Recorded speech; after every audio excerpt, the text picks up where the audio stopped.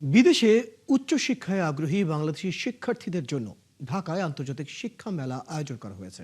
শনিবার গুলশানের হোটেল ওয়েস্টিনে দিনব্যাপী এই শিক্ষা মেলার আয়োজন করেছে শিক্ষা পরামর্শক প্রতিষ্ঠান ইএন গ্লোবাল এডুকেশন লিমিটেড।